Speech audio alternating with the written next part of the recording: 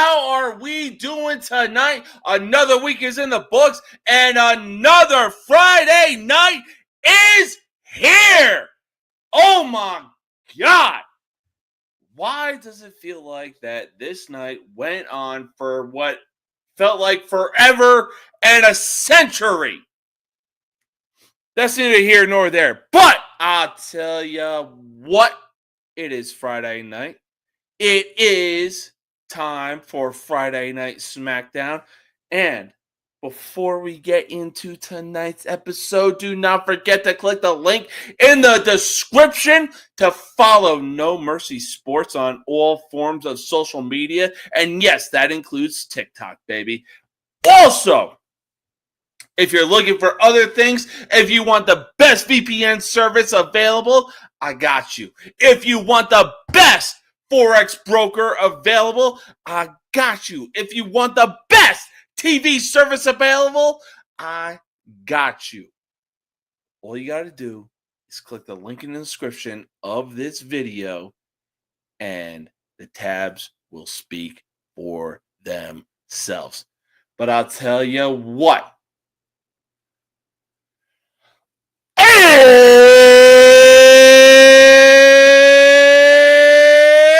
It's time for the most uncut, unfiltered, and uncensored sports talk show you will find on social media. And at the end of the day, you will know whose game this is with everybody saying No Mercy Sports. Let's get into it.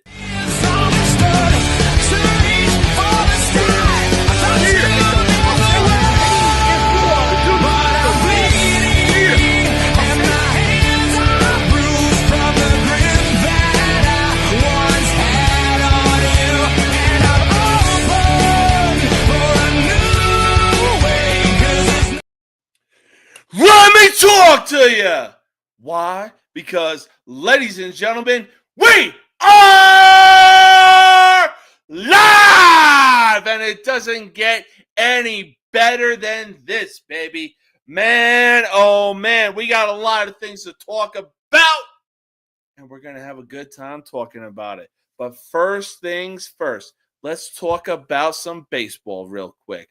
Why? Because, ladies and gentlemen, welcome to the Wild Wild West, and that is including both the AL West and the NL West. Now, interesting though, the Astros may be in first place, but the Mariners still have a chance to catch them. Plus, it's kind of ironic that the Angels of all teams are actually competing in the AL West with the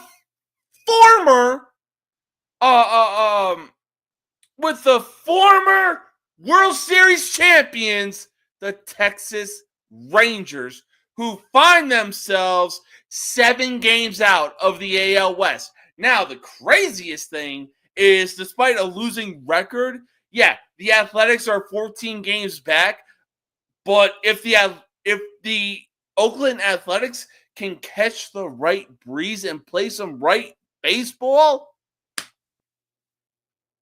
they're right back in it! Not to mention, as if the AL West wasn't crazy enough, the NL West is just as crazy. Now, sure, the Dodgers may find themselves sitting comfortably in first place right now in the NL West. But, I mean, if the Dodgers go on a losing streak sometime after the All-Star break, you know, we got teams like the Giants, the Padres, and even the Diamondbacks can catch heat. If all 3 of these teams can catch heat at the right time, it's anybody's division in the NL West. I mean, unless you're a Colorado Rockies fan, then, there's that. But Rocky fans, I wouldn't hold your breath, because assuming that the Rockies can actually catch up, you'll be 6 feet under. That's not an insult. That is just a fact of life. Yeah! But when it's all said and done, come October,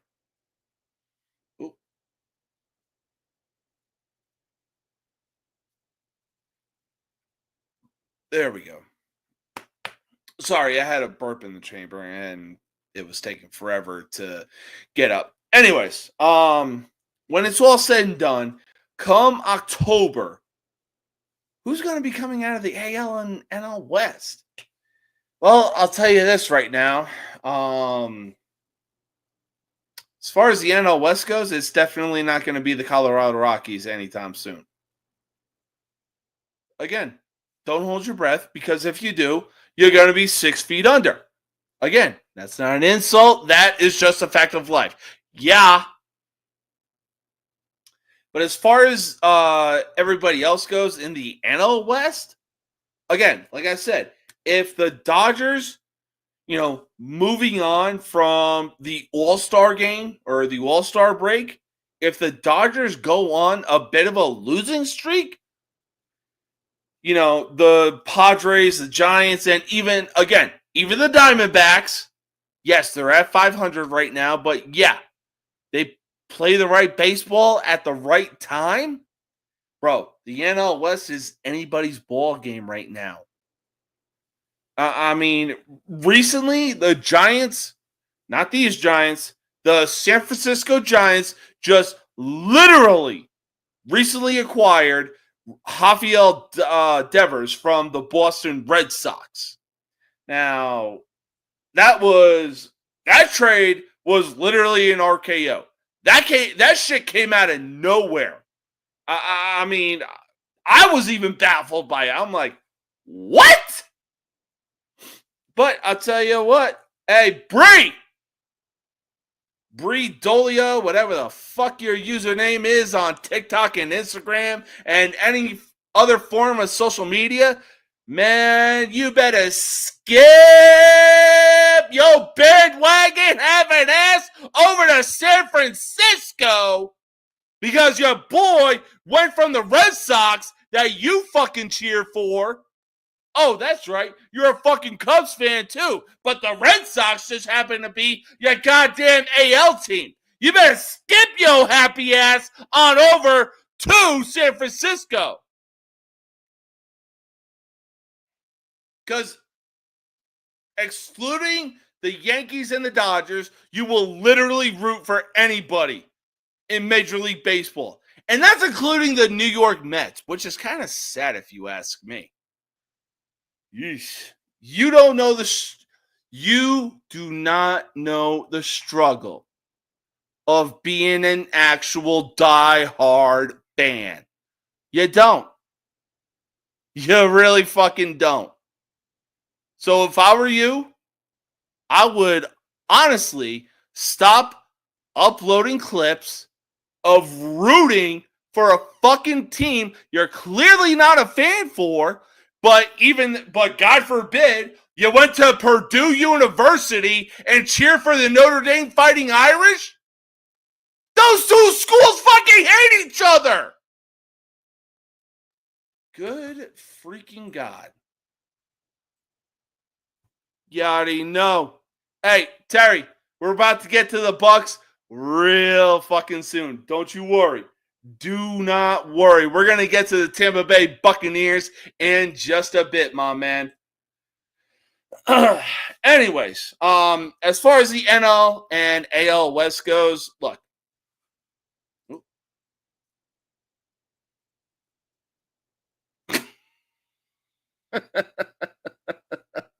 The weather's dry out here. The fuck you want me to do, man?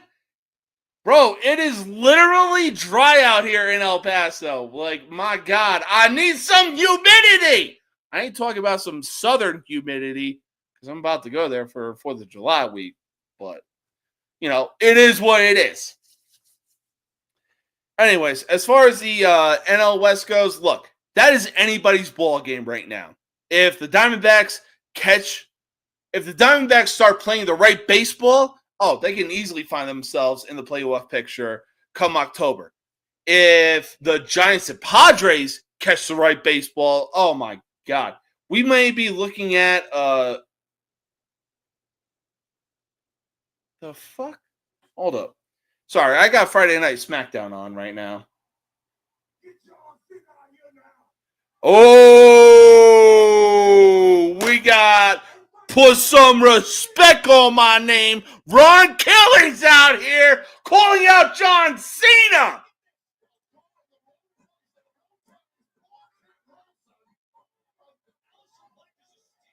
I might as well. I will. Oh my God. We got put some respect on my name. Ron Killings out here right now calling out the GOAT, John Cena, the 17-time world champion. Oh, I don't know what the fucking what Jamie Noble's trying to do, but Ron Killings is going to do something to Jamie Noble. Oh! He's going to do, I'll tell you what, Ron Killings, a.k.a. R-Truth, is going to do something to Jamie Noble. I'll tell you that. And if John Cena is the GOAT that we think he is, he's going to attack R-Truth head on. Nothing's going to happen. Yes. I want to see R-Truth, a.k.a. Ron Killings, take the belt from John Cena. That would literally be poetic justice. Oh, my God, would I love to see that. I would love to see that. But going back to the AL West, man, look. Yeah, the Astros are currently in first place right now, but the Mariners are only 5.5 games back. They just got to win over the Chicago Cubs today. So who's to say that, hey, after the All-Star break, maybe they get some start playing some right baseball, and they find themselves back in first place. You know what I'm saying? I mean, this is the beauty of baseball. You never know what's going to happen. And it is a seriously good thing that baseball is 162 games long. Because, again, we never know what's going to happen. And I, for one, am here for it. I can't wait to see what happens after the All-Star break. But now, speaking of baseball, I mean, you already know that Paul Skenes, former LSU pitcher, now current pitcher for the Pittsburgh Pirates, already caught word that the LSU baseball team is moving on to the final round of the Men's College World Series. But, again, speaking of the Pittsburgh Pirates and Paul Skenes, the Pirates need to do something in order to keep this kid in Pittsburgh. Don't believe me? The last good pitcher that the Pirates had was Gerrit Cole. He was there for 4 years and then literally walked to Houston. If the Pirates are to do something to keep Skenes on their team, what should they do? And if Paul Skenes decides to walk, what team should be eyeing him? I'll tell you what right now. If Paul Skenes decides to walk, there are 2 teams. 2 that should be eyeing him right now, and it's not even close. The LA Dodgers and the New York Yankees. Now, it's ironic me mentioning the LA Dodgers because they literally bought everybody from last year and the year before to literally get over the 162 game hump just to finally win a World Series. Then, next thing you know, Japanese phenom Roki Sasaki is on the market. Guess the team that he went to? The LA Dodgers. But right now, Roki is, taking his time. He's, trying to find some footing. And obviously, Dodger fans don't want to be patient enough. But it's like, yo, seriously? This kid is coming from Japan over to America, and y'all are booing him because he doesn't have any traction under his feet yet. Are you fucking kidding me? It's bullshit like that. Why the Dodgers aren't going to fucking repeat anytime soon? That's not an insult. That is just a fact of life, you dumbasses! Then you have the New York Yankees. Gerrit Cole is out for the season with Tommy John surgery, and right now they're kind of heavily relying on Max Fried and Carlos Rodon. Now, granted, yes, they do have a squad when you look at their lineup. Aaron Judge, Jazz Chisholm, Giancarlo just recently returned, Trent Grisham, Austin Wells. Look, the list goes on and on for the New York Yankees, and the same can be said for the LA Dodgers. But right now, as far as pitching goes, and look, I said it before in a group chat, and I'll say it again. Shohei Ohtani is back on the mound. Exactly the reason why the fucking Dodgers aren't going to repeat this year. They are literally putting this dude's health in jeopardy just for him to be a two-way player. Have you seen his numbers when he comes up to bat? Or are y'all just that stupid? Rhetorical question. I'll answer it for you, LA Dodger fans. The Dodgers are just that fucking stupid. They are literally risking Shohei Ohtani's health, who hasn't pitched since 2023, just so they can make sure that they secure a fucking repeat. But I digress. This isn't about the LA Dodgers. This is about the Pittsburgh Pirates and Paul Skenes. All right? Now, look, again, if the Pirates want to do something, they need to look at their fucking minor league system. If somebody is actually doing something down there, I'm talking about batting over 300 or close to 300, bring the goddamn dude up.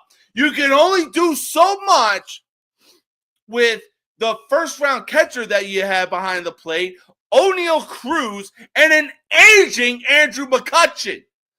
The Pirates need to do something. They need to do it fast. And if they really think that relying on Paul Skenes is actually going to help them make a deep playoff run, they are sadly mistaken. That's not going to help them whatsoever. Dumbasses.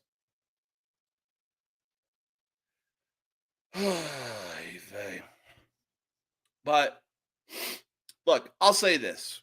If you're a baseball fan and you happen to be a fan of a team that rivals the Pittsburgh Pirates, that's one thing, Hey, rivalries are one thing. I was taught at an early age, about junior, senior year in high school, like, it was literally the Giants coming off of their Super Bowl win over the New England Patriots and ending their undefeated season on the grandest stage of them all for football. Hang on.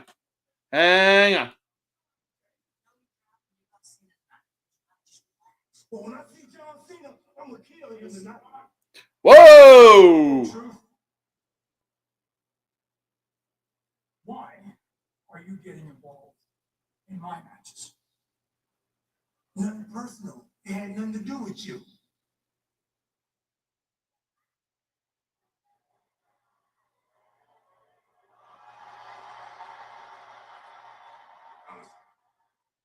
Look, man, he's going through a lot. Let me talk to him. Of course. Alistair Black, you're a lucky man to be with Zelina Vega. There's no need for any of that. I get that you're frustrated. I really do. But you just can't go around beating people for no reason, man. I used to do that. And you were the guy that was standing right there. You make the world smile. I ain't gonna faint. Don't worry, I ain't gonna faint anytime soon. Hang on. Focus that on John Cena. Go out there and handle your business with Cena tonight, and then me and you will go downtown and celebrate.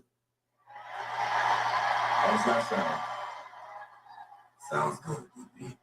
All right. You think?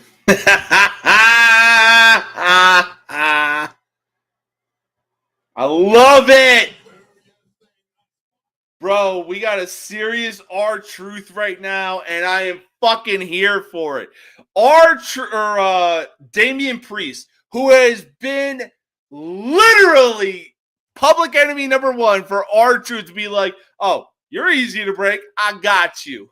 I love it. Oh, and now we got LA Knight versus Bronson Reed. Let's go! But hey, real quick, what are your thoughts, Sports Vival, on what the Pirates should do with Paul Skenes? Should they keep him and literally try to build around this guy, or should they let him walk and waste his talent? Oh, all right. Sounds fair. Hey, hope you're enjoying the Pirates game right now, my man. Real talk. Hope you're enjoying the Pirates game. But, yeah, like I was saying, look, I'm a diehard fan. You know, I don't care if I'm supporting other teams. Obviously, as you can see by the Tampa Bay Buccaneers. I'll be honest, I didn't support them when they had Tom Brady because it's Tom Brady. But I've been a diehard Giants fan since day one, since I was born into this world. I'll tell you that right now. And I thankfully got to witness the New York Giants end a perfect season in the Super Bowl. The following year, I think it was game 1 or 2 in the 2008 season. The Patriots were playing the Kansas City Chiefs, and somebody on the Chiefs defense tackled Tom Brady in an awkward way. So he goes into the locker room to be examined. Turns out that he's out for the season.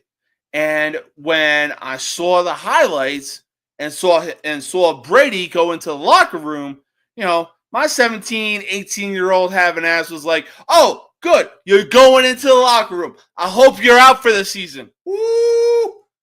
Man, let me talk to you. My mother let me have an earful. Oh, my God. She oh my God, she gave me a backhand to the back of the head and straight up told me, don't you dare wish that on another don't you dare wish that on somebody.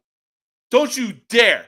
Yes, Tom Brady is the quarterback for the New England Patriots. Yes, the New York Giants beat him in the Super Bowl. But you have no right whatsoever to wish somebody a season-ending injury.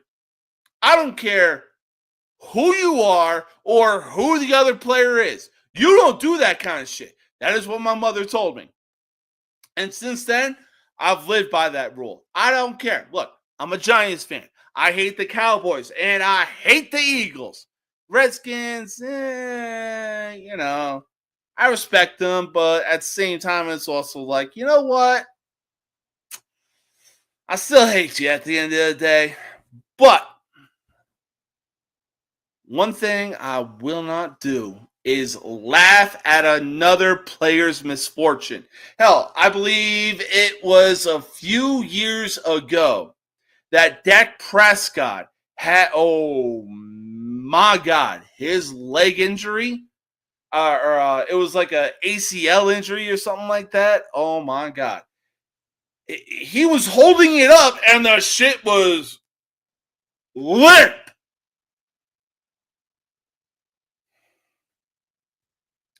His shit was limp. And look,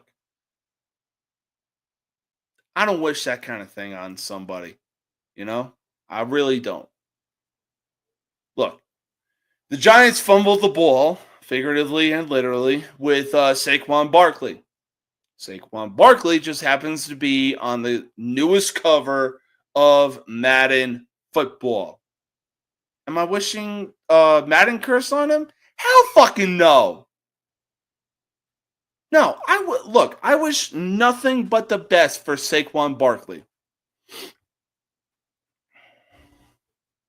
But I will say this. Now, most days, I'm heavily invested in being on TikTok. I'm not going to deny that. And there's definitely some people on that platform that love to rage bait. They love it. They live for it. But this one TikTok user, his name in particular, really pissed me off. His name is Tiny, Tinyy, period, Tino, Tino. Look him up. You are going to be seriously disappointed by what you see. Because there was a specific video he put out. It was last week or about a week and a half ago. The Nationals were playing at Citi Field, taking on the New York Mets. Now, Mets pitcher Kadai Sinaga caught an oh my God. Caught an awkward pass. Oh boy. Caught an awkward pass or awkward throw from Pete Alonso. Pete was basically deep in second base territory. So Sinaga had no choice but to run to first base to try to get the runner out. Unfortunately for Sinaga, he came down awkwardly, trying to make sure that, he tagged the bag to get the runner out. He had the ball in his mitt, but he came down awkwardly, tagging the runner out.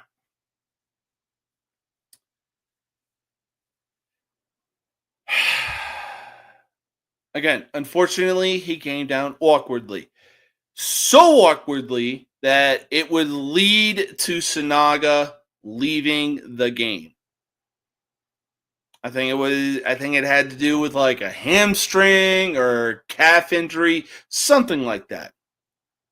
Nonetheless, though, this led Tiny Tino, again, look this dude up, and you will literally see the video on his page. I'm not even joking when I say that.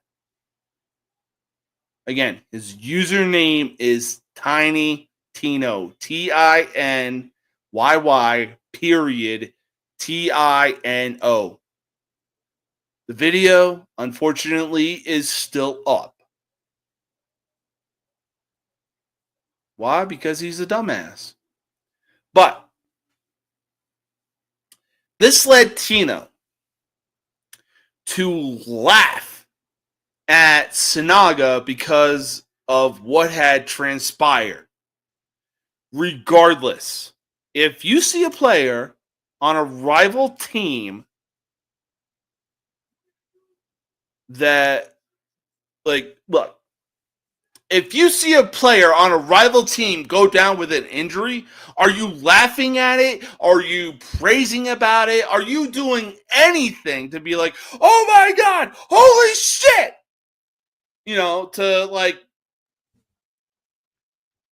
To just literally just bask in the glory of a player's misfortune. I'm going to tell you right now, I ain't doing that shit anytime soon. Look, like I said, when I was 17, 18 years old, yeah, I basked in the glory of the fact that Tom Brady went down with a season-ending injury following the Patriots Super Bowl loss to the New York Giants. But thankfully, because of my mother,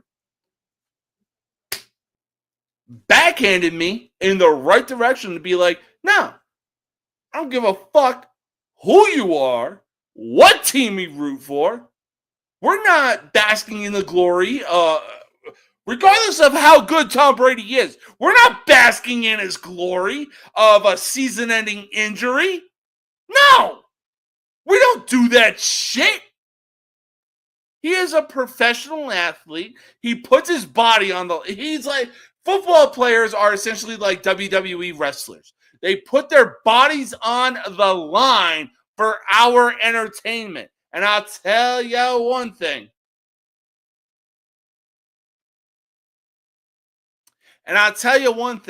Yeah, the roughing the passer has gotten way over bullshit over the last few years. And it's not even close. But at the same time, no. I'm not going to bask in... Look, if Patrick Mahomes was to go down with a season-ending injury, no. I'm not going to be like, oh, good, you deserve it. No. I'm not doing anything anytime soon. No. No player deserves to go through that kind of thing. But to literally laugh at a player's misfortune and the fact that Sinaga exited the game because of an awkward throw from Pete Alonso. Bro, you're just a rage baiter at this point. You claim to be a Phillies fan, yet when you go live in your stupid little computer chair, you have a Mets jersey. And if the Mets aren't playing, you have an Ohtani jersey. So what are you? Are you a Philadelphia Phillies fan? Are you a Philadelphia Mets fan? Or are you a Philadelphia fucking Dodgers fan, you dumbass?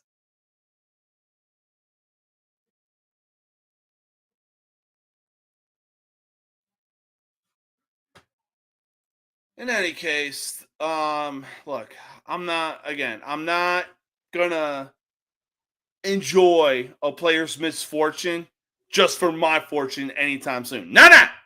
That shit ain't happening. But we're gonna take our first I'm gonna take our first commercial break. We will be right back in just a minute.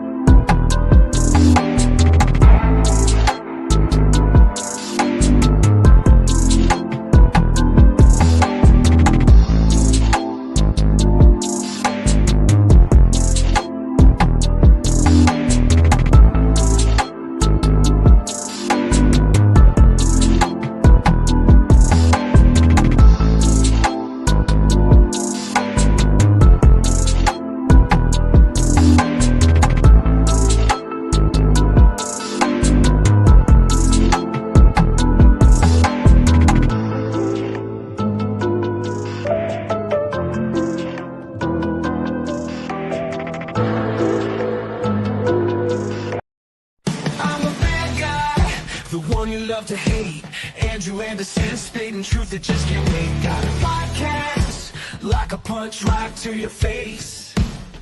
College sports villain, taking it over the place. I'll bring the facts whether you like it or not. Dropping truth bombs, giving it all I got. They call me a villain, well, I wear that badge with pride. Nothing but secrets they try to hide. Hard rock in my veins, rebellious to the core. I won't back down, won't take it anymore. The bad guy of the podcast world, that's me. Unleashing the truth, setting it all free.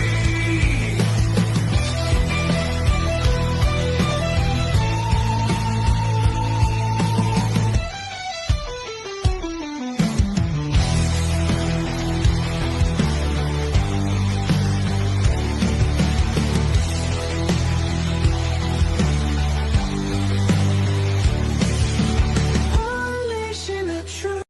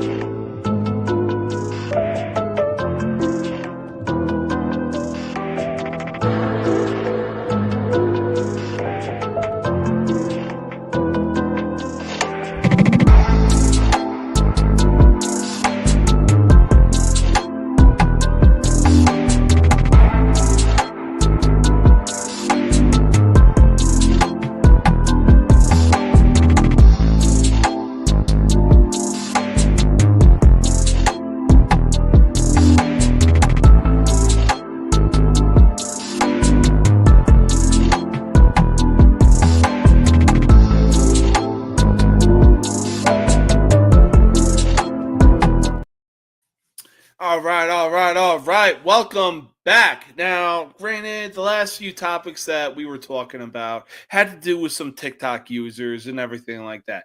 But I'll tell you one thing. Baseball is a thing of beauty, and you cannot tell me otherwise. Now, in a series against the Padres last... Oh, there we go. Now, in a series against the Padres last week, in the bottom of the ninth, the Diamondbacks found themselves down 7-3.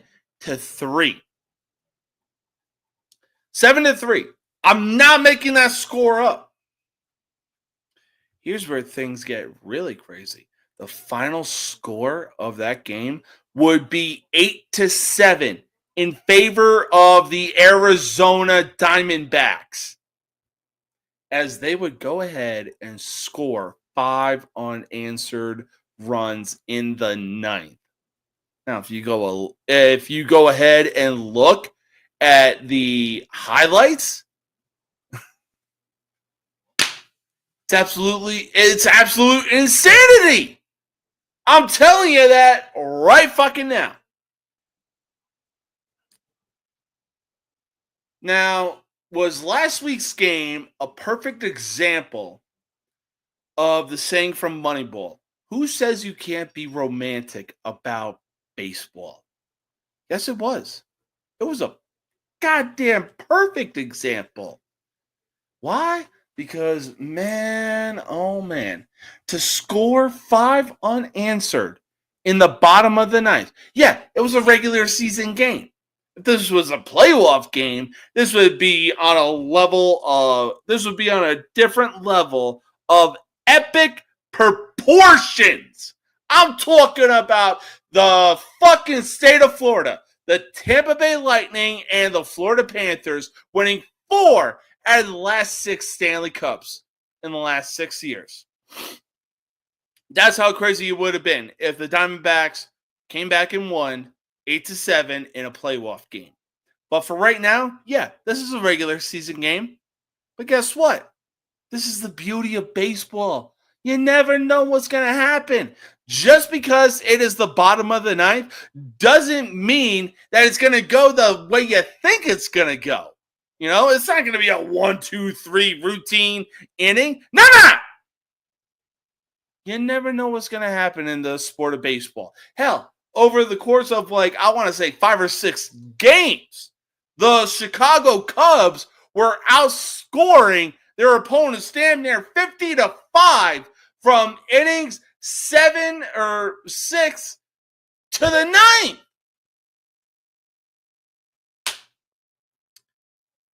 I swear, though, that's the beauty of baseball, man. I swear it really fucking is.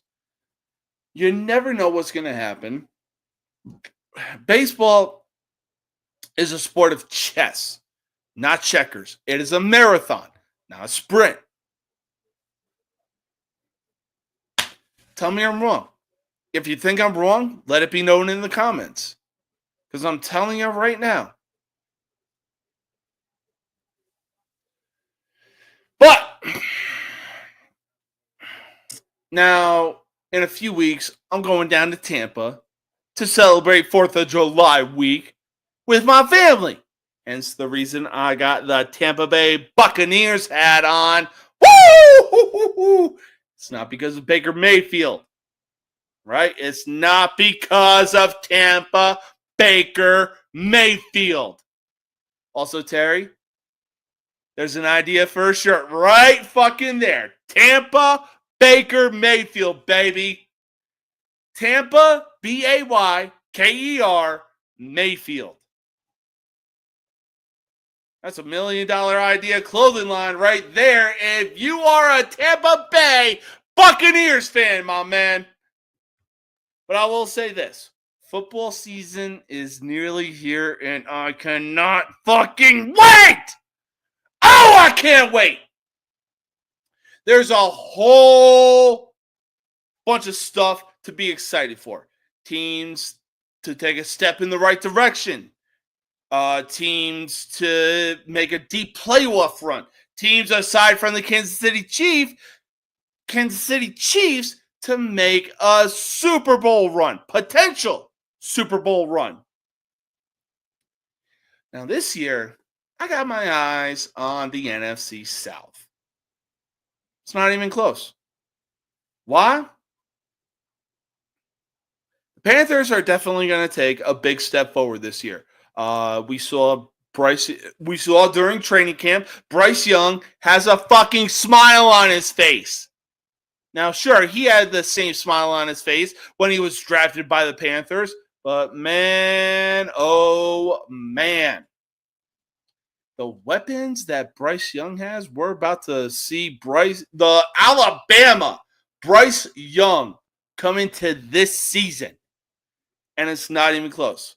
He's got 2 tall wide receivers who he can see down the field over his offensive line because he's so goddamn small. Oompa loompa doopity doo.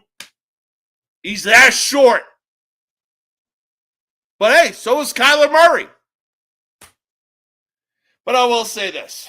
The Panthers, yeah, they're definitely going to take a step in the right direction come this season. The Saints, they're going to take a step back this season, and it's not even close. Yeah, they have Tyler Shoff, the quarterback they got from Louisville. Derek Carr just retired. What's his name? Oh, my God. He was South Carolina. Spencer Rattler. That's it. And so right now, the quarterback battle for the New Orleans Saints is between Spencer Rattler and Tyler Shoff, or Show, whatever the fuck his name is. So, for the Saints, it all comes down to the classic battle of who wants it more. Now, on top of that, the Falcons. They have a good lineup. They got a good roster. They have their quarterback, MPJ. Yeah, sure. He played 3 games, but he showed in those 3 games, like, hey, yo, I'm the guy that we should be moving forward with. We'll see how Kirk Cousins takes that. But right now, my eyes are on the team of the hat that I'm wearing right now, the Tampa Bay Buccaneers. Now, Magic Mike, a.k.a. Mike Evans, already has 11 straight seasons, and he joins Jerry Rice in that category. Jerry fucking Rice. You know how good you got to be to join that kind of company?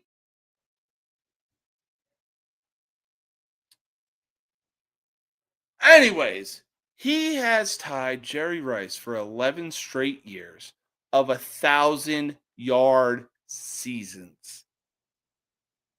And man, if you saw the quarterbacks that he has had to deal with since being drafted,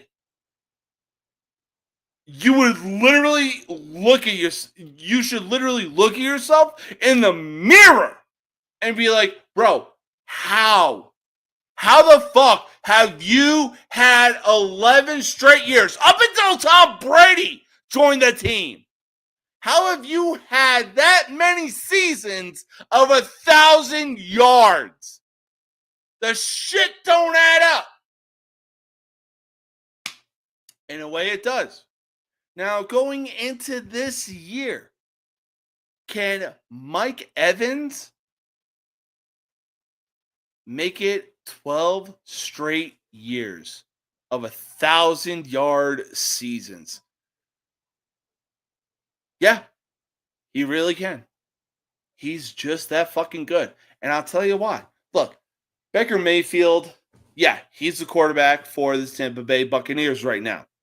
But at the same time, it's like since joining the Buccaneers, it rejuvenated his career. Like, we are literally looking at Baker Mayfield back in his Oklahoma days. The dude is going to literally throw it up there like, fuck it. Mike Evans is down there somewhere. But the only difference is he's actually going to complete it to Mike Evans. Not whatever the fuck Jameis Winston was doing when he became the first quarterback in NFL history to have a 30-for-30 season.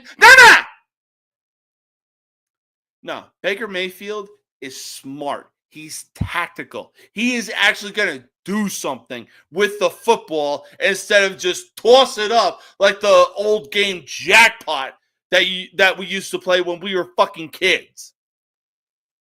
He's going to do something. And I'll tell you what, at the end of the fucking day, Mike Evans is going to have 12 straight years of 1,000-yard seasons. And, man, I cannot wait for this season to even start. Like, I am willingly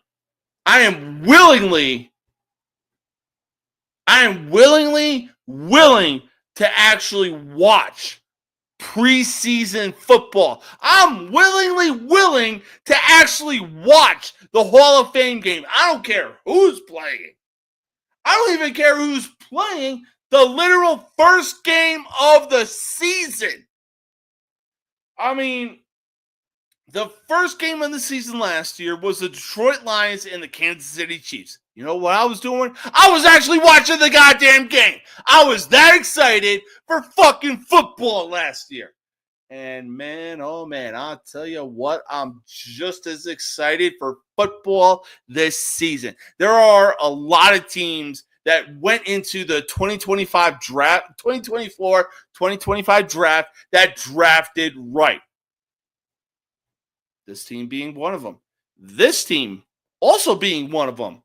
I mean, the Bucks, they found their wide receiver room. Tez Johnson and Mbuka for when Mike Evans and Chris Godwin step down. They're going to be fun to watch. I mean, hell, I'll even put Jalen McMillan in that category. Man, that dude really stepped up when Chris Godwin went down. You really thought that without Mike Evans, you know, what is Baker Mayfield going to do? Yeah, they have Bucky Irving and Sean Tucker, but man, did Jalen McMillan step up to the goddamn plate. And hey, this team, oh man, their quarterback room is a fucking, oh God, how do I put it? Blue comedy tour. If you know, you know. We got Jameis Winston, we got Russell Wilson, we got Jackson Dart, and Tommy DeVito. If that ain't the Comedy Central Blue Collar Tour, I don't know what is. Time will tell indeed, my man. Time will tell indeed. But I will say this. Yeah, we got a weird guy. The Giants got a weird guy from Ole Miss. You want to know the last time? You want to know what happened the last time the Giants got a weird guy from Ole Miss? They won 2 Super Bowls and ended an undefeated streak. Now, most of that has to do with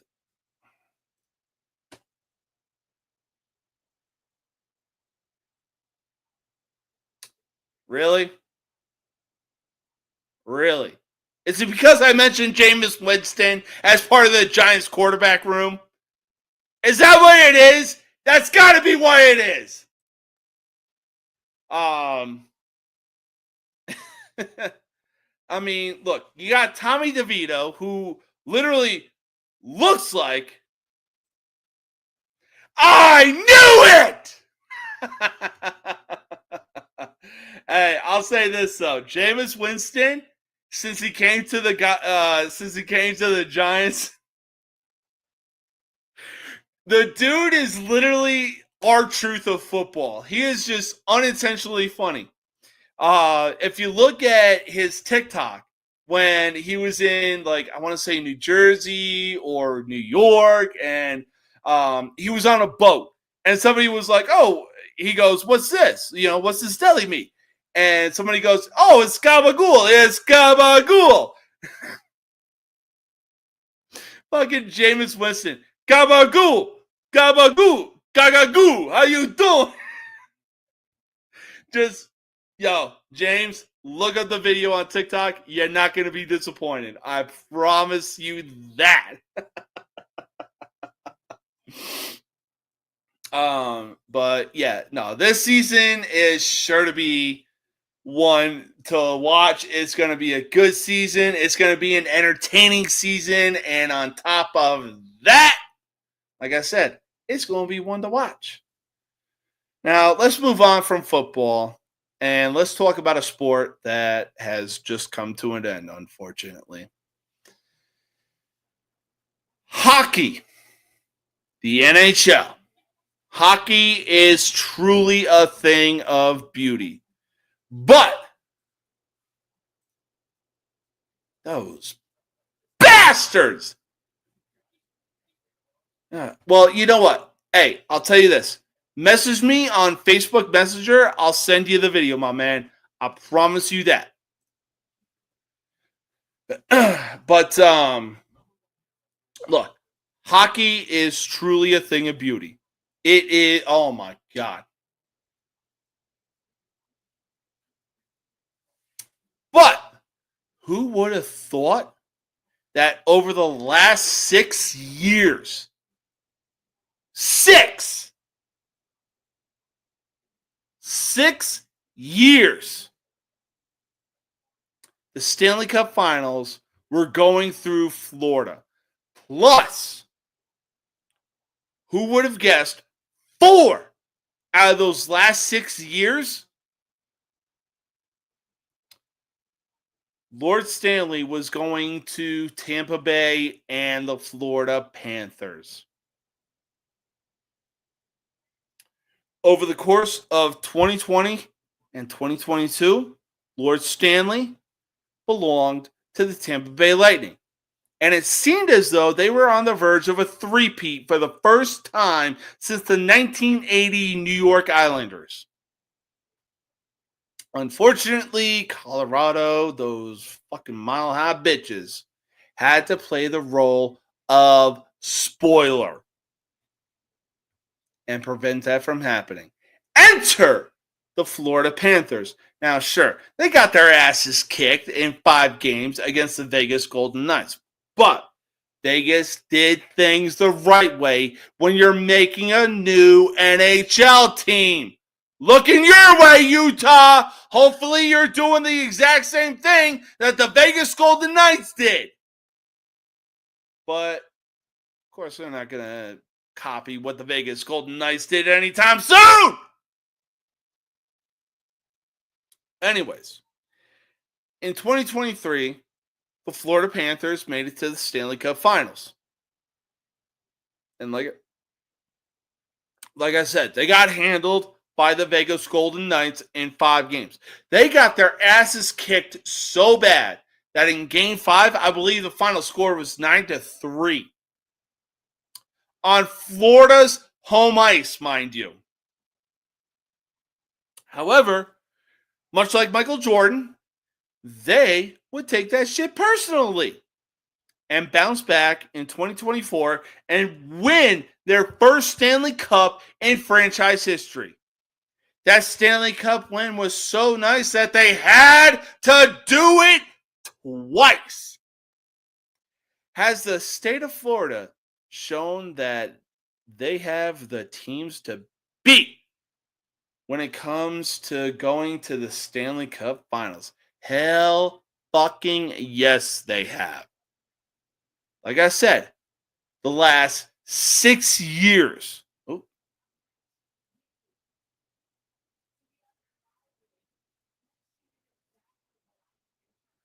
Frozen lakes in Central Florida. I refuse to believe that. Frozen lakes in Central Florida? I'm sorry. I refuse to fucking believe that. But yeah, the state of Florida, the Tampa Bay Lightning, and the Florida Panthers have shown over the course of the last 6 years that hockey runs through the goddamn state of Florida. And it's not even close. I mean, hell, you look at Florida as a state, regardless whether it's professional or college. Let's look at it from a professional standpoint. The Tampa Bay Buccaneers, they have won 2 titles in the last 30 years. The Florida Panthers, they have won 2 titles in the last 30 years. The Tampa Bay Lightning, they have won 3 titles in the last 30 years. The Jacksonville Jaguars have seen 3 AFC championship appearances in the last 30 years. The Orlando Magic have seen an NBA Finals in the last 30 freaking years.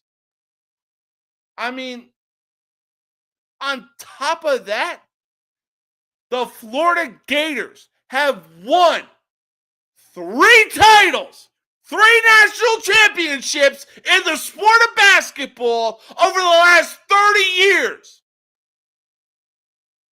They've even won multiple national championships in the sport of football. University of Central Florida, they have a bowl win and got a goddamn perfect season over Auburn 7 years ago. Possibly 8. Miami has seen the Miami Hurricanes in the last 30 years have seen a national championship in the sport of football. And then there's the Miami Marlins, who have only had 1 playoff win in the last 30 years. So, oh shit.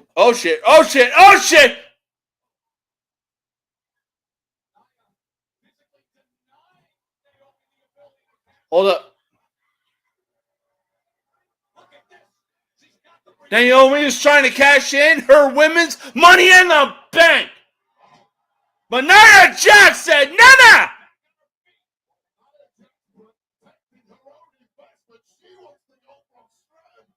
Damn.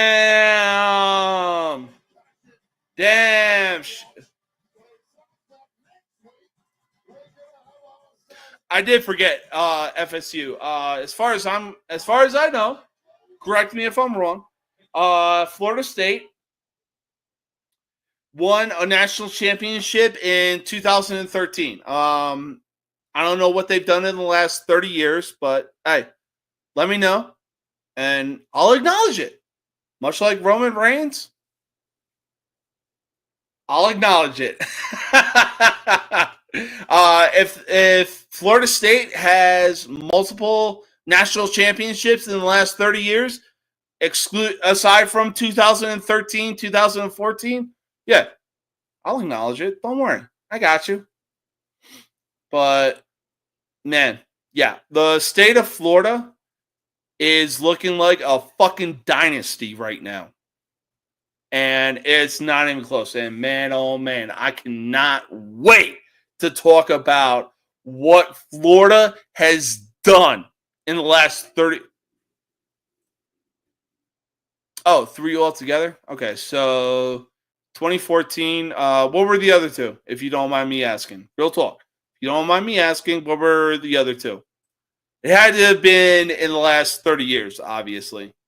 But, yeah, again, next week, I cannot wait to talk about the state of Florida and what they have done when it comes to the sports world. Like, I mean, come on! You know, people want to talk about, oh, you know, we have hurricane season. We got this. We got that. Da, da, da, da, da, da, da. Just stick to being passionate sport fans. Look at what your state has done. Whether you live in South Beach, 305, fucking Miami, if you're a Florida Panthers fan, yeah, I'll consider them part of South Beach. Now, a certain somebody out there is like, oh, well, they play in Sunrise. They don't play in South Beach. Yeah, that's like me saying, oh, I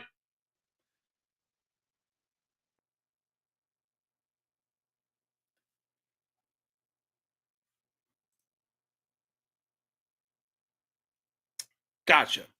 Well, hey, I'll look it up as well. And when it comes to next week, we're going to acknowledge it. We're definitely going to acknowledge it. Don't you worry, my man. I got you. But yeah, now I know a certain somebody out there who is like, oh, well, the Florida Panthers, they play in Sunrise, Florida. They don't play in South Beach. Yeah, well, guess what? Sunrise, Florida is just 45 minutes outside of Miami. Granted, it's more towards the swamp area, but at the same time, that's like me saying, oh, I'm from, Grays Lake. Where's that at? About a half hour south of Wisconsin. Where's that at? Chicago. I'm from fucking Chicago. All right? That's literally how I see it. But, I mean, come on. Come on, Florida. Surely y'all have some passionate fans. Florida men aside. Real talk. Florida men aside, surely you have some passionate sport fans. I mean, again, take the Tampa Bay Buccaneers, for example. Y'all have seen 2 titles in the last 30 years. Take the Tampa Bay Lightning. Y'all have seen 3 Stanley Cup championships. People born in my year, 1990, have seen the fucking Tampa Bay Lightning when they started freshman year of high school win the Stanley Cup. Win their first Stanley Cup, for crying out loud. But, man, oh, man, I swear, when it comes to hockey, this NHL season may go down as one of the most historic seasons. See, back in February, we had the 4 nations face-off. We had Finland, we had Sweden, we had USA, and we had Canada. That shit did more views with the tournament alone. Or actually, USA versus Canada, leading up to the gold medal matchup, did more views alone than the entire NBA in-season tournament. And I don't give a fuck who you are. NHL players are fucking passionate about their country. Like, look, you take the first game of USA versus Canada, oh my God. 10 seconds in, we had 2 fights, both of which featured the Kachuk brothers, Matthew and Brady. Those 2 guys really said, yeah, you know what? We may be teammates in the NHL when we don the same jersey, but guess what? If me and my brother, we put on a jersey that says USA, you put on a jersey that says Canada, guess what? It's on site, motherfucker. And guess what? You want to boo our national anthem? It's also on fucking site, you motherfuckers. Or actually, you know what? It's on site, you maple syrup fucking suckers. That was literally the 4 nations face-off alone. On top of that, it would come, after that, we bared witness to a Gretzky. Okay. Well, hey, I'll tell you what. One of the topics that I got ready for an episode next week is the state of Florida being a dynasty state. And it's not even close. And I'll tell you what. I'm not a Florida State fan, but I will acknowledge this. You have won national championships. I'm going to acknowledge that. Don't you worry. I got you. Dog. Anyways, like I said, after the 4 nations face-off, we saw, I kid you not when I say this, we saw a Wayne.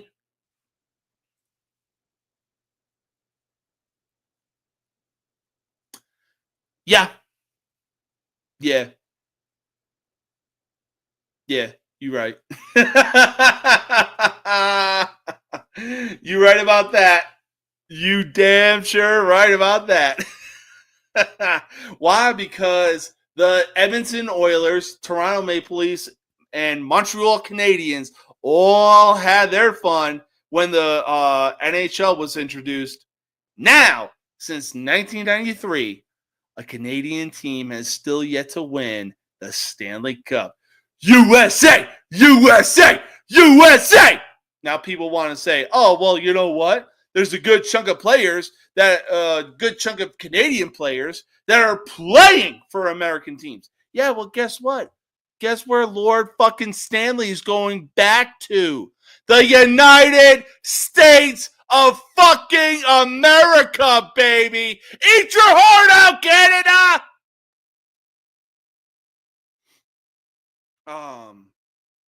Yeah, like I was saying, we bear witness to a Wayne Gretzky record. Wayne Gretzky, aka the Great One, aka the greatest hockey player of all time. I still yet to see where a hockey player is going to win 8 NHL MVPs, 7 of which are a literal 7-year stretch. Because between 1980 and 1987, Wayne Gretzky was the MVP of the NHL. I don't see a single hockey player breaking that record anytime soon. That's just me. But like I said, we saw a Wayne Gretzky record fall. One of many Wayne Gretzky records,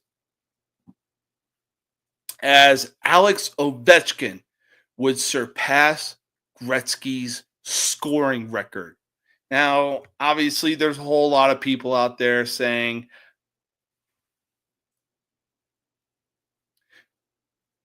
Gretzky or Ovechkin. If you're referring to Gretzky, yes, he is Canadian. Ovechkin, he is from Mother Russia. But yeah. Now, Gretzky does have a lot of records that aren't going to be touched anytime soon. One of which is MVP record. But, like I said, Alex Ovechkin surpassed Gretzky's scoring record. And on top of that, later on, during the trade deadline, for whatever fucking reason, I don't know what. Hey, you learn something new every day. But I'll tell you one thing. You look at Gretzky's records, about 99% of those aren't going to be broken anytime soon. Like, seriously, look at his accolades. They're not going to be broken anytime soon. Gretzky was an assist machine.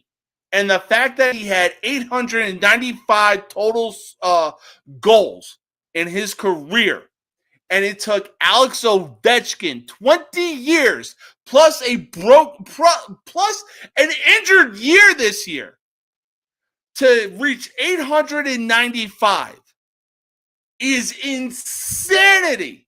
And I guarantee you one thing. Alex Ovechkin comes back and he furthers the gap between himself and Gretzky. And like I said, later on, I don't know what the fuck the Boston Bruins were even thinking of doing this. During the trade deadline, the Bruins would trade one of their best players, Brad Marchand, to their divisional rivals, the Florida Panthers, for a literal bag of chips. Probably a Cubano sandwich was thrown in that trade. What happened next? The Florida Panthers would go on to be back-to-back Stanley Cup fucking champions.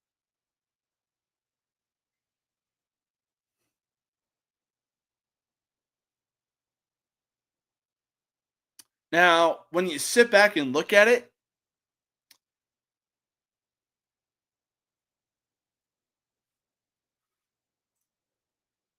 Yeah, he could have. He really could have. I mean, he's called the great one for a reason. But at the same time, I've said it before and I'll say it again. Hockey is the most physical sport out of all the four major sports. Whether it's the NFL, NBA, MLB, or NHL, NHL reigns supreme as the most physical sport across all boards. But yeah, Gretzky definitely could have stayed longer. He probably didn't want to because of how physically demanding the sport was. It's like the Tootsie Pop commercial. The world may never know.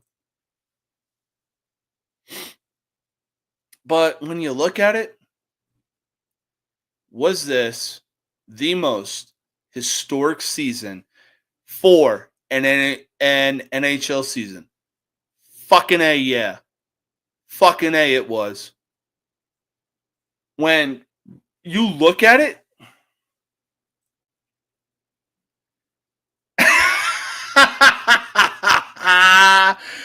you're a dick! You're a fucking dick, Terry. Oh, God. You know what's sad, though? You know what's really sad, though, Terry?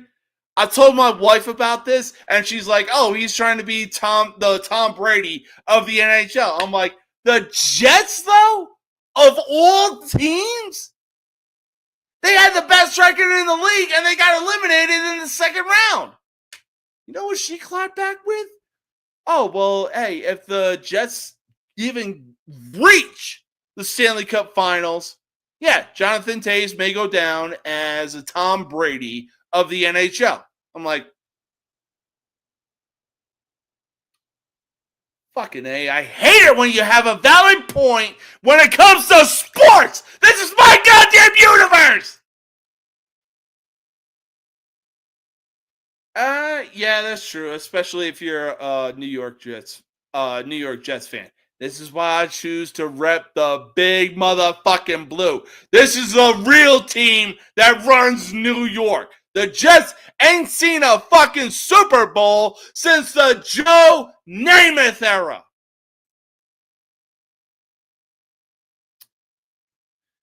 You're right, though. But look, like I said, this year was, for the NHL, easily one of the most historic years that I have seen. Like I said. Ooh.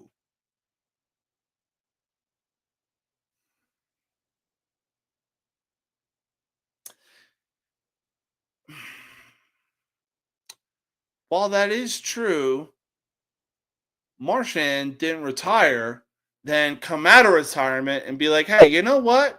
I'm going to go to the Florida Panthers. I get what you're saying, though. I get what you're saying.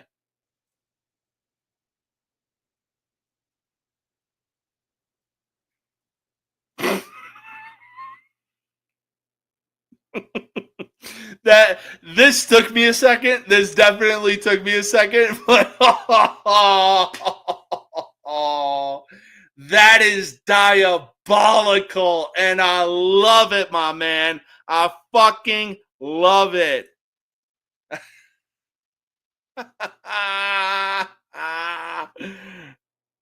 That is diabolical, and I fucking love it, dude.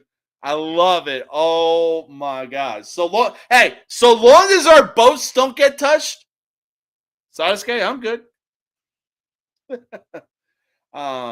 Yeah, like I was saying, this year was definitely the most historic season for the NHL. We had the Four Nations face-off. We saw facts.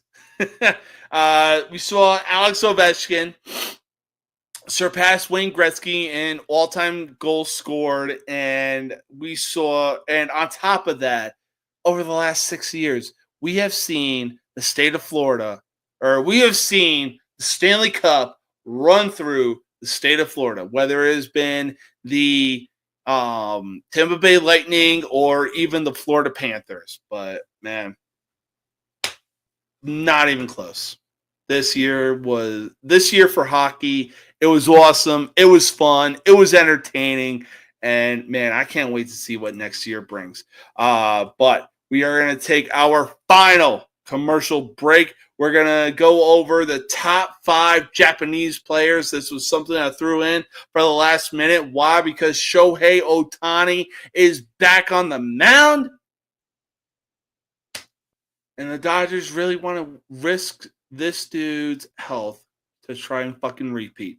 But there are definitely a lot of Japanese players that have secured themselves in a top 5 list. But, like I said, we're going to take our final commercial break and we will be right back.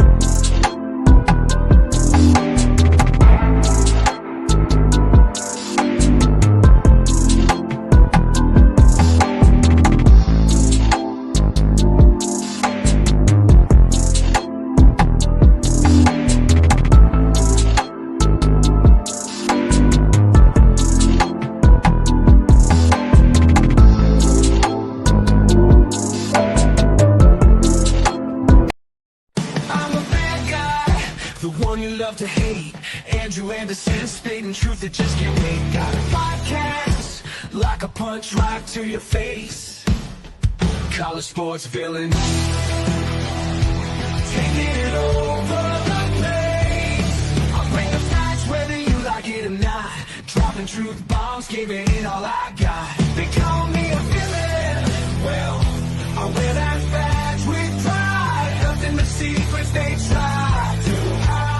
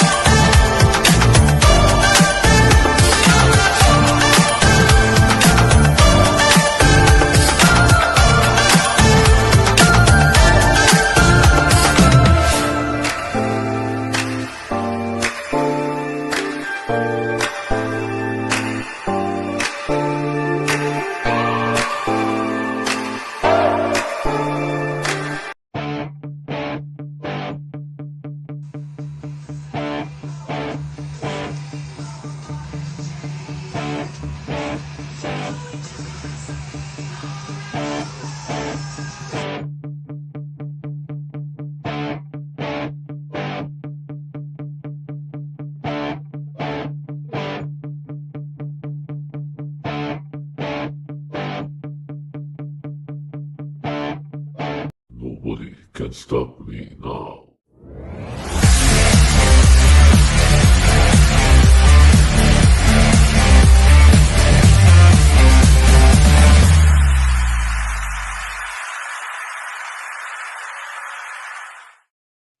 All right. Welcome back.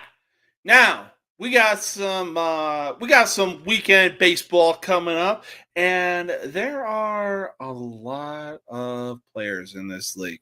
So, I figured, why not do a top 5 list of some of the best Japanese ball players to have ever graced a baseball field.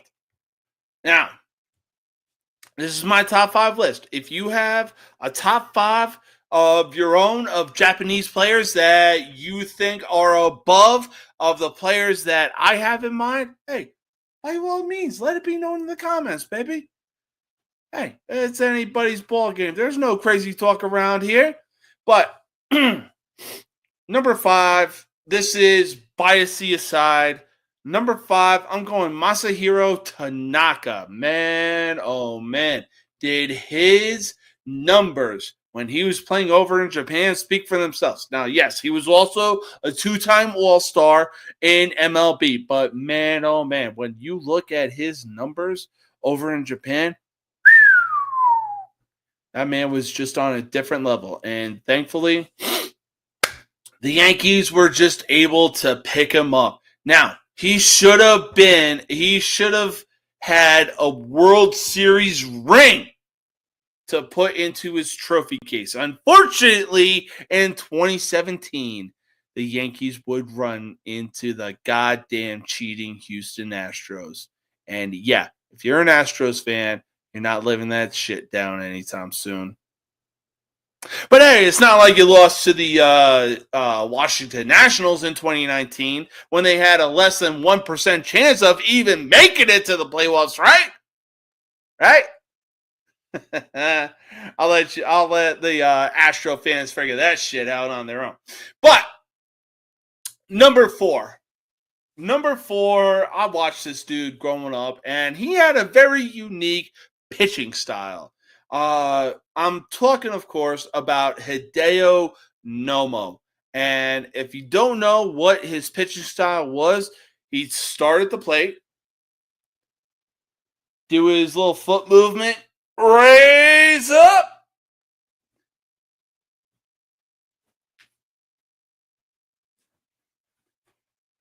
that was his pitching style. And man, oh man. Honestly, I don't know what his numbers were. I'm not even going to deny that. All I know was that he was an entertaining pitcher, mostly because of his pitching style. He was fun to watch, and man, oh man. Even when I was playing baseball, I'm guilty. I was doing that kind of pitching style. But the older I got, the more I started to copy my style of one Tyler Anderson, starting pitcher of the Angels of Los Angeles, Anaheim. My God, Angels. Either you're the fucking Anaheim Angels or you're the Los Angeles Angels. Make up your fucking mind. The Los Angeles Angels of Anaheim. That's A, that's a mouthful. B through Z, that's fucking stupid. Whatever. But number 3, this dude has really shown that he is arguably the best player in baseball. And it's not even close. Now, sure, we weren't around to see Babe Ruth, unless you got a DeLorean and your name is Doc.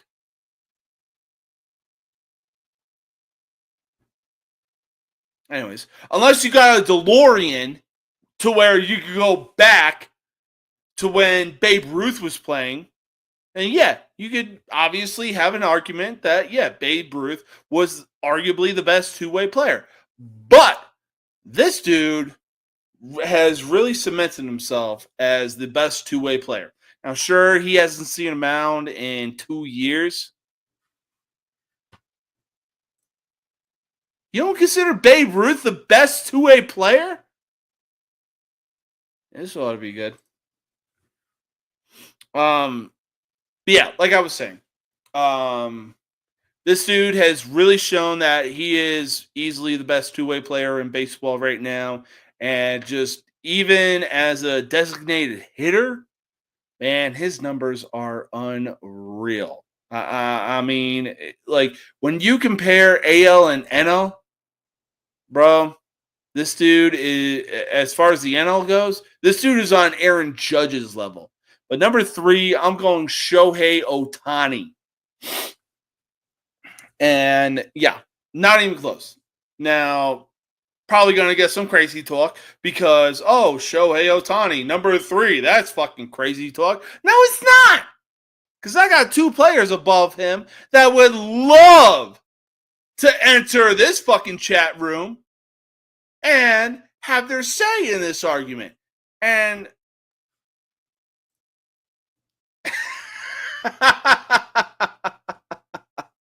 yeah, you're right. Hey, I wish we had a DeLorean, though. You're so close to spelling it right, though. All you need is an R between the O and the I. You're very good attempt. Very good attempt. I'm not even going to deny that. But, hey, I really wish we had a DeLorean to go back in time and watch Babe Ruth.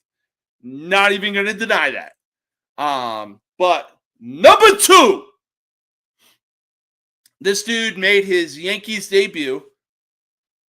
You know what? No. This dude made his Yankees debut in about 2003, 2004. How he came to the Yankees is just unfucking real. I think it was his first or second at bat. Grand slam in the old Yankees Stadium. And I'm pretty sure that shit was second deck level. On top of that, he would go on to be the 2009 World Series MVP. I'm talking, of course, about Hideki Matsui, a.k.a. Godzilla. Hold up a bit. We got Solo Sikoa trying to be like, hey, yo, I want you, Jacob Fatu, to say those 4 words. I love you, Solo! Let's see what happens. It's because I love you. No, you don't. No, you don't, Solo. You only love Jacob because he was your enforcer. And listen, to be honest, I don't have anybody else. Oh, bull. I smell that Samoan bullshit from here, my guy. Yeah. All I got is you. Oh, that's some Samoan bullshit too. All I got is you. Yeah. Yeah. Come on, Jacob. You know you want to do it again. You know you want to do it again, baby. Come back to the family. And Jacob, even if you don't say those 4 words, I'll say it for you. I'll say it to you. I'll say it loud and proud to everybody so everybody can hear it. Jacob. Jacob. I love you, Jacob. Smoke him, Jacob. Fucking smoke him. You're America's most. Hell, you're the best from post to post. Jacob Fatu. Yeah. Even the people in Grand Rapids know that's bullshit. So you love me, huh? Oh, here we go. This is what it comes down to, brother. You loving me, huh? The way I see things is you've been using me.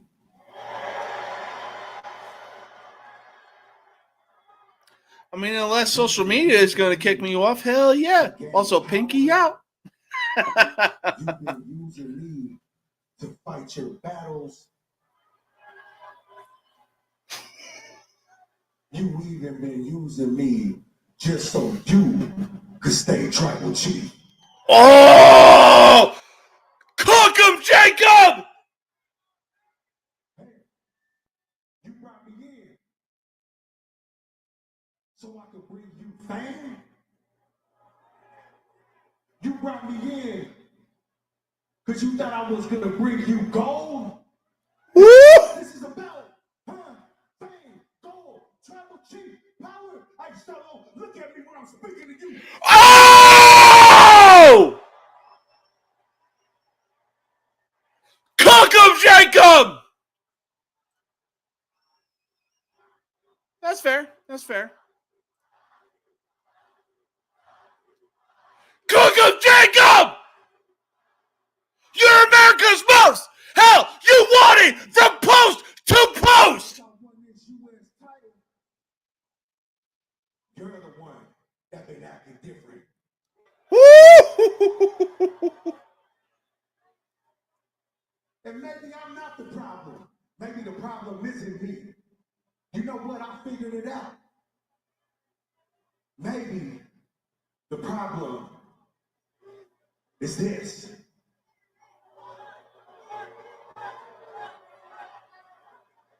Maybe the problem is this U.S. title. Oh, shit.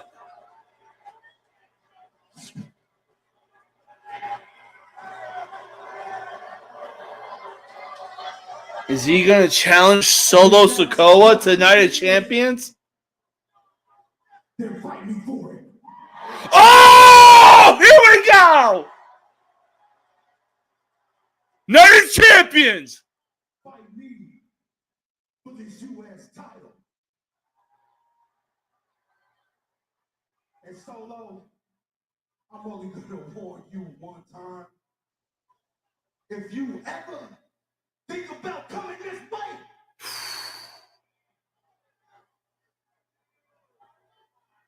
you know what I'm about. And you know what's popping with me, bud. And you know, Jacob 5-2 is all gas. No place quit. Y'all like me. Oh! Oh, here we go, baby! Oh, of course! JC Mateo has to come to the aid of Solo Sikoa, and here goes Solo to attack Jacob Fatu.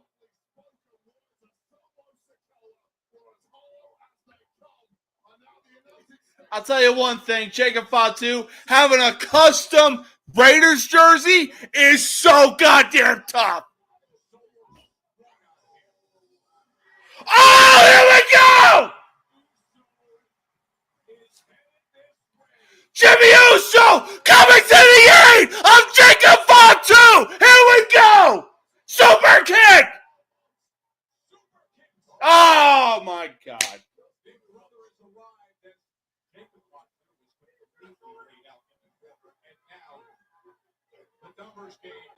Come on, Jacob! Get up, big man! Get up, Jacob! Oh, here we go. Uh-oh. Hold up. I think I know what's coming. Uh-oh.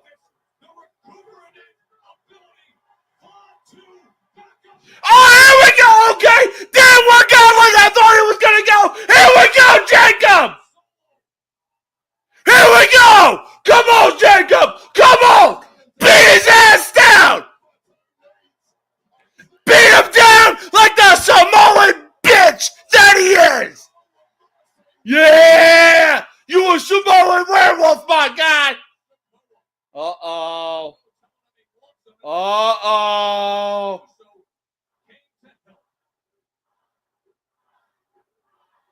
Jimmy and Jacob forming an alliance.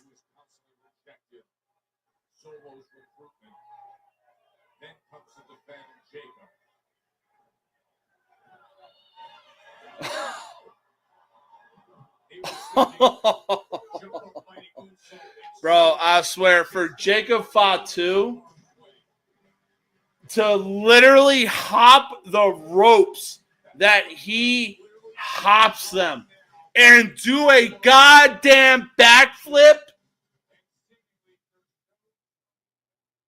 Bro, Jacob Fatu is 270 pounds, and I ain't talking about 270 pounds the same way that Nick Bosa is built.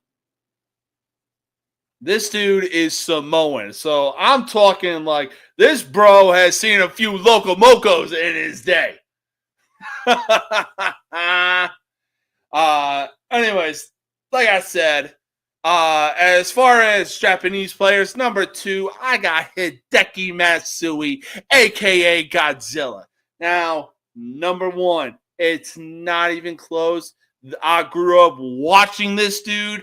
I grew up watching this dude be a part of the New York Yankees. I saw this dude be a part of the goddamn Miami Marlins later in his career. And he got his 3,000th hit with the Miami Marlins against the Colorado Rockies, and it turned into a fucking triple. But number 1, this dude is head and shoulders above. Nobody can touch him. Number 1, you better give me fucking Ichiro Suzuki. This dude, oh my God, you better have cat-like reflexes.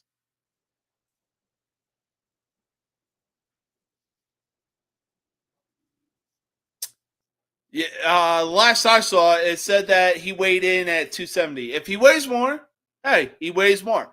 But, man, to do what he does, to get on the second rope, jump up to the top rope, and do a backflip is fucking insane. It's insane, dude. But like I was saying, number 1, head and shoulders above. You best give me Ichiro's fucking Suzuki. Like, if this dude hit a slow fucking roller, whether it was to the pitcher's mound or to third base or even in the direction of first base, you better have cat-like reflexes because that dude was hustling out of the box every single freaking time. Man, was he ever scary.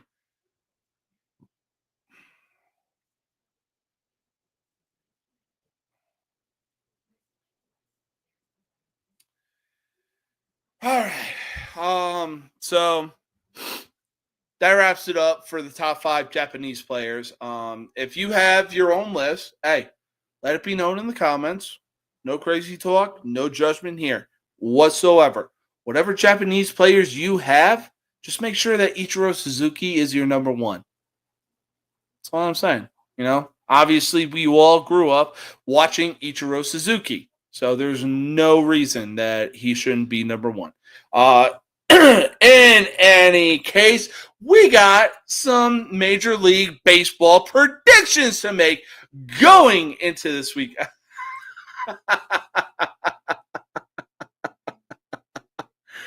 Yeah, but come on, mind you, he was later in his career when he went to the New York Yankees, though. He was way late into his career. I mean, come on, he served his best years with the Seattle Mariners, and you can't change my mind, man. You cannot change my mind. The dude served his best years with the Seattle Mariners, and again, you can't change my mind. Again, yeah, he was with the New York Yankees, but at the same time, he was in the later part of his career. Come on. Almost anybody and everybody that joined the New York Yankees were in their later career, unless you were a part of the 90s Yankees 90s dynasty. That's it. Everybody was in their later career when they joined the New York Yankees. That is it. But yeah, like I said, we got some Major League Baseball predictions to make.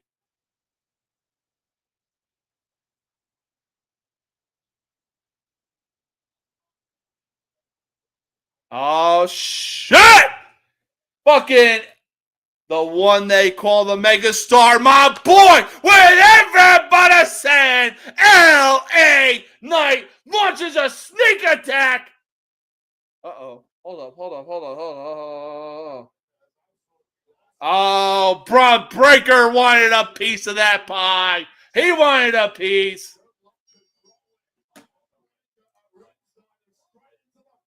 No, it's not. I'm a Yankees fan. It's not easy to hate the Yankees. You're probably a Red Sox fan, though, aren't you, Squidward?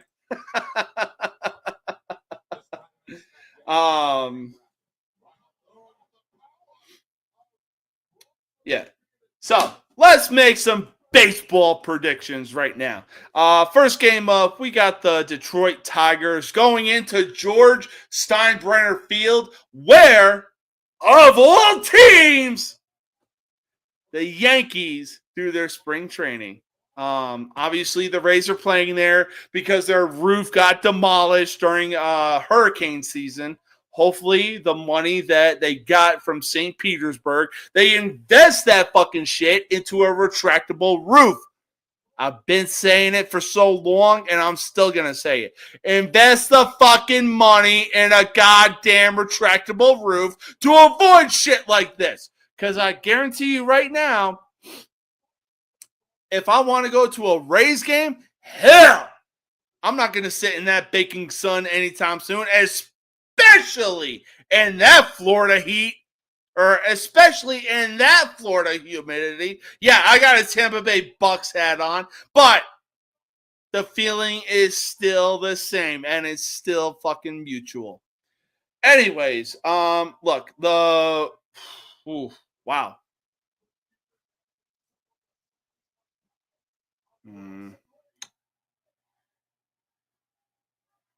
Did you at least watch them win the World Series in 2021?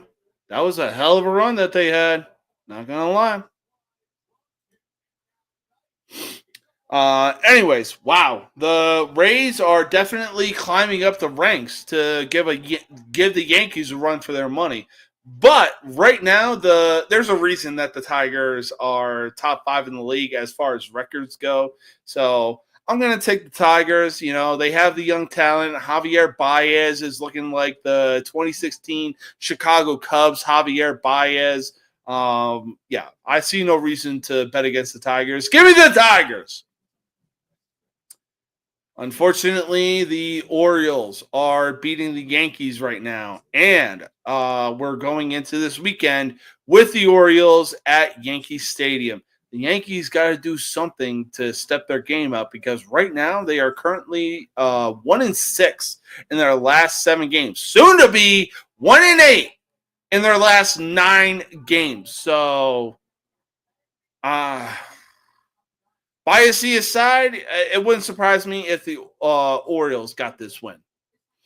Next up, we got the Seattle Mariners going into arguably the greatest baseball stadium of all time, being Wrigley Field.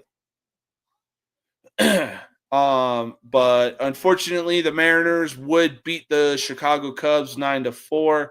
But you know what? I expect the Cubs to bounce back from that win. That's what I was looking for. I expect the Cubs to bounce back from that win and still have their spot as the number 1 team in the National League. You don't believe me? Look at the standings. The Cubs have the number 1 spot in the National League. Anyways, talk about mediocre.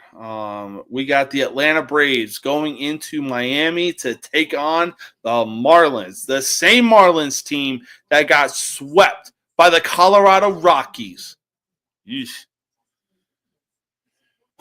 Pretty sure you could probably get seats behind home plate for about $50, but you know, who knows? I'm going to say this. I think the Braves get the win over the Marlins. The Marlins really haven't been the same in the last 15 years. I mean, when you look at the kind of talent that the Marlins have seen in the last 15 years and literally let that kind of talent walk, Marlins don't deserve another fucking World Series championship anytime soon. But next game up, we got the Kansas City Royals, who are just a game over 500 right now, and man, are they battling in the AL Central. But I'm not even gonna lie. I'm not even surprised that the Detroit Tigers are the leading team in the AL Central. You know, I really thought that the Royals were actually going to do something in the Central this year. But you know what? We still got a second half of baseball left to be played, so we'll see what happens. Right now, though, I'm going to have to give the edge to the San Diego Padres. Anyways, next game up, we got the 500 Arizona Diamondbacks going into Coors Field to take on the Colorado Rockies. Now, Arizona, if you know what's good for you, you're not going to lose to the fucking Colorado Rockies. So, I'm going to take the Diamondbacks, but if the Rockies win, I might be shocked because the fact that they're sitting at 17 wins right now is insane. Anyways, next game up, we got a battle of the... Anyway, we got a battle of the Central as the Milwaukee Brewers head into Minnesota to take on the Twins. The Twins are currently sitting at 500. I really don't know where they go from here. It's only a matter of time before Byron Buxton wants out of Minnesota. Where he's going to go, who the hell knows. But right now, I'm going to take the Milwaukee Brewers over the Minnesota Twins. Next game up, we got a battle of red going on as the Cincinnati Reds head into St. Louis to take on God damn. Anyways, we got a battle of red as the Cincinnati Reds go in to St. Louis and take on the Redbirds, the St. Louis Cardinals. Now, the St. Louis Cardinals have been on a bit of a dive recently. I believe they dropped 6 or 7 straight. But if the Cardinals know what's good for themselves, they'll walk away with this win. I respect the Cardinals, but at the same time, yeah, I'm going to take the Cardinals to get this win over the Reds. Next up, we got the Chicago White Sox heading into Toronto. Now, look, Chicago, you're taking a step in the right direction, and I applaud you for that. Hey, good for y'all. You matched your win total from last year, and you're going above and beyond. Good for you. Yeah. Enjoy the big fat loss that you take to the Toronto Blue Jays. Anyways, next game up, we got the Texas Rangers going into PNC Park to take on the Pittsburgh Pirates. Now, honestly, I'm going to take the Texas Rangers. Why? Because the only thing that the Pirates really have going for themselves is Paul Skenes, O'Neal Cruz, and an aging Andrew McCutchen. That is literally it. So, again, Texas Rangers over the Pittsburgh Pirates. Following that,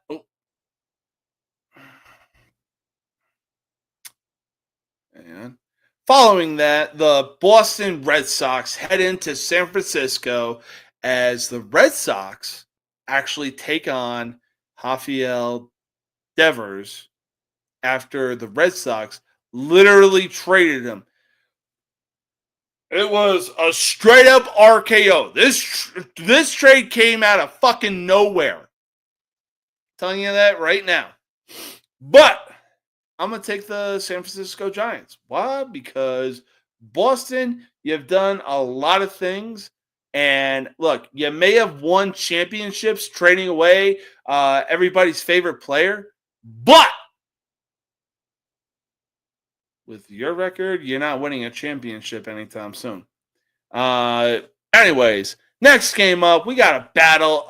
We got a battle for first of the NL East as the New York Mets go into Citizens Bank Park to take on the Philadelphia Phillies. Now, honestly, I wish both teams could lose, and honestly, I wish both teams would literally step on a pile of Legos, and that shit is diabolical.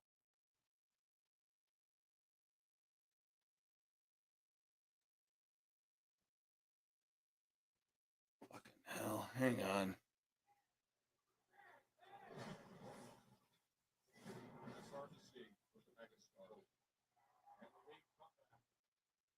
Looks like LA Knight got his ass kicked. Courtesy of Bronson Reed. Triple H push LA Knight! Why the fuck does Seth Rollins have the Mets money in the bank? What does he have left to prove, huh? Anyways, if I wanted to pick between these two teams, unfortunately, I'm going to have to go with the Philadelphia Phillies. And if you've been watching the show, you'll know why I said unfortunately. Why? Because, like I said, look up the TikTok user Tiny Tino. TINYY.TINO.